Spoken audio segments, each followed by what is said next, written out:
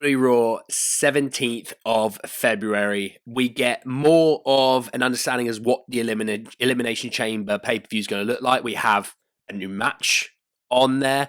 We also then have more chamber matches being finalized with more people being added in. So let's jump in and talk about. We start with a Sami Zayn promo, obviously surrounding the Kevin Owens attack, and he's back on Raw and he's recovered.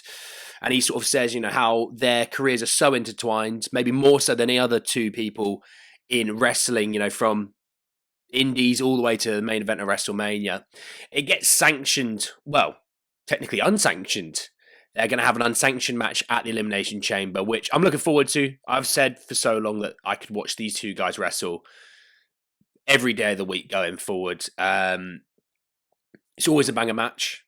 There's always a lot of emotion as well, which I think brings that level of how good it is just up another tier.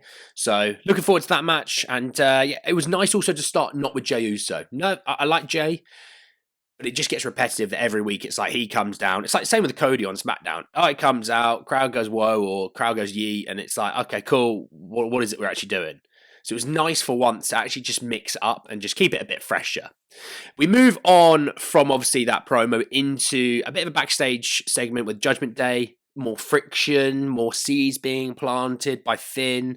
But it comes into the first match of the night, which is AJ Styles versus Dominic Mysterio, with AJ Styles winning this match. It does say a lot about Dom, by the way, that a lot of people, when they come back from injury or they have a little bit of time off, the first person they face seems to be Dom. He is very well trusted in WWE. And obviously, I know he's probably one of the main heels, but he's very well trusted. This is AJ's first match on Raw in 2 years.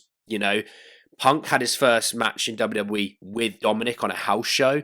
So it is just saying a lot. Obviously, a good win for AJ. After the match, Braun Breaker looks like he's going to spear AJ. AJ gets out of the way. He spears Dom.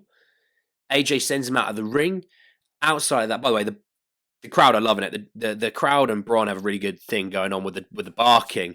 He takes off his top. He throws at AJ.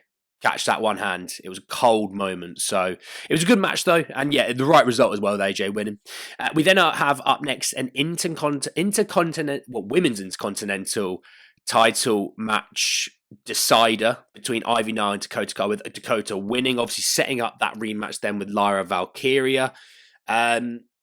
It's one of those that when the whole thing was going on to sort of kind of give you an idea as who they really are trying to back with these mid-card titles.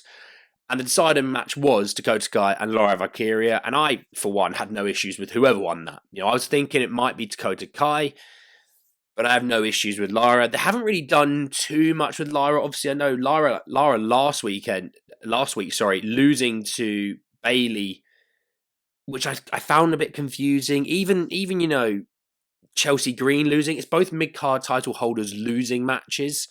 It's not really setting them up for long-term success with these titles. So hopefully, and this isn't a dig at Dakota Kai, hopefully Lyra is the one that wins this and goes on a bit of a streak and establishes that title. What we don't need is what they do with the women's tag titles, and they change every half an hour. Let's make these two titles and make them established. Up next is the Gunter promo, which is quite nice because he does the Jey Uso entrance. He comes down to the crowd. He's literally scolding the crowd. It smells up here. He even tells like a child to move out the way before, it gets bad for him. He antagonizes Pat. Pat says, I want Jey to win. He looks like he's about to attack Pat. Out comes Jey. They have a brawl. Gunter scurries away. Okay. It was nice that it was a quick brawl, but it was a nice thing that the Gunter entrance was something a bit different.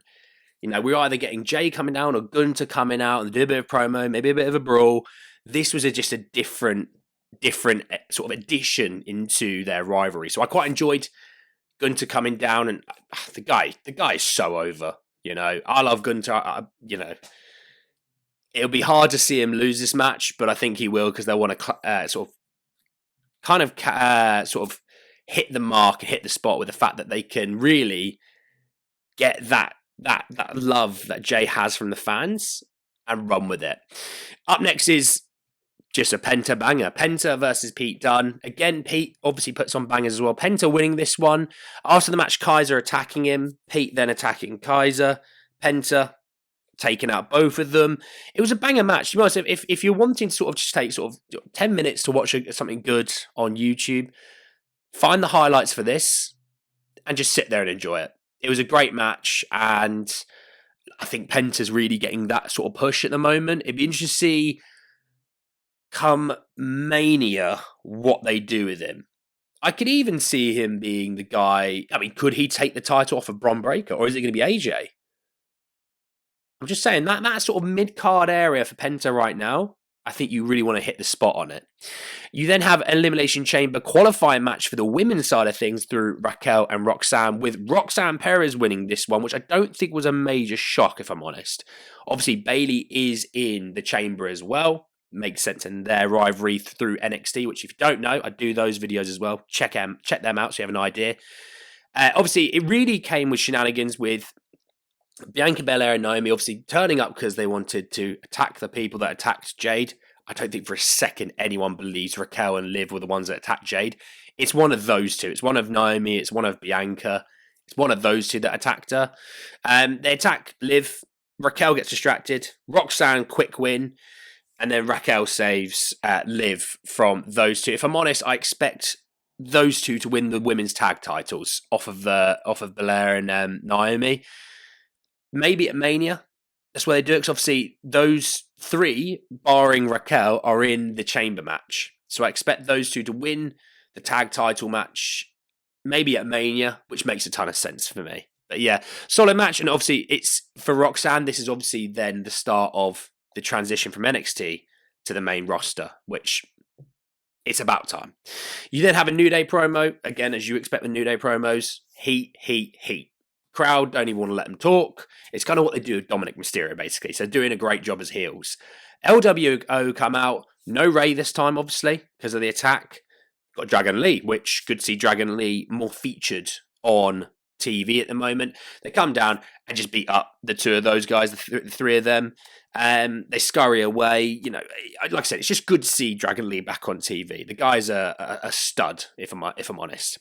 And main event time is Rollins versus Balor, which these guys you could watch every day of the week, kind of like Sammy and KO. These guys have got great chemistry. You know, Rollins wins, obviously, to qualify for the chamber. No one was shocked by that, obviously, because you got Punk in there, you got Drew, you got Cena, you know, Logan Paul, Damian Priest. So that chamber match is now set. I don't think anyone was shocked by that.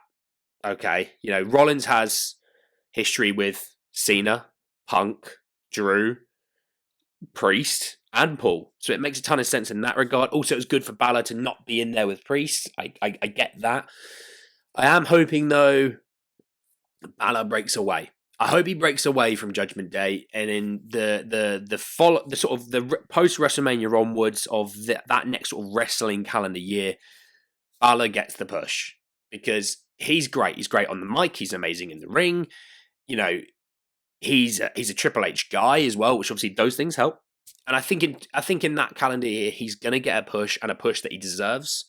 So I'm looking forward to seeing what that looks like. But yeah, it was a good match overall. Like I said, there's a lot of good in this show on Raw. I really enjoyed it, if I'm honest. And it's one of those ones that even though it lasts a while when you watch it on Netflix, it seems to just move really, really smoothly. So really do implore you to go have a little watch if you want something quite casual to enjoy.